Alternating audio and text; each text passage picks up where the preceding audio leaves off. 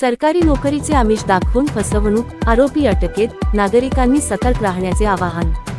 सरकारी नोकरी लावून देण्याचे आमिष दाखवून एका नागरिकाकडून 1,73,000 रुपयांची फसवणूक करणाऱ्या भामट्यावर वाशिम शहर पोलीस ठाण्यात गुन्हा दाखल करण्यात आला असून आरोपीला स्थानिक गुन्हे शाखेने अटक केली आहे।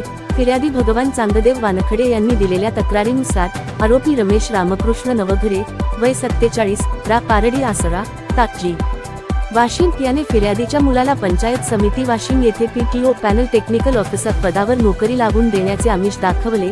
त्यासाठी वेळोवेळी 1,73,000 रुपये उकळून कारंजा पंचायत समितीचे बनावट नियुक्तीपत्र देत फसवणूक केली।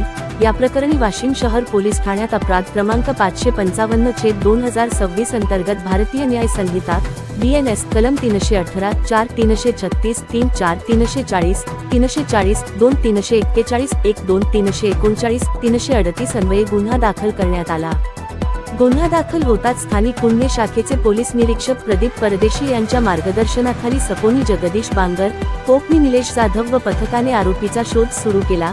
आरोपी वाशिममध्ये आल्याची गोपनीय माहिती मिळाल्यानंतर पवन हॉटेल परिसरातून त्याला ताब्यात घेऊन अटक करण्यात आली। पुढील तपास कोकणी निलेश जाधव करीत आहेत।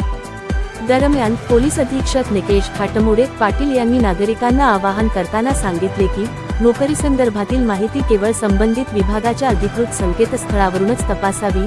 नोकरीच्या नावाखाली कोणी पैशांची मागणी केल्यास कोणताही आर्थिक व्यवहार न करता तात्काळ पोलिसांशी संपर्क साधावा।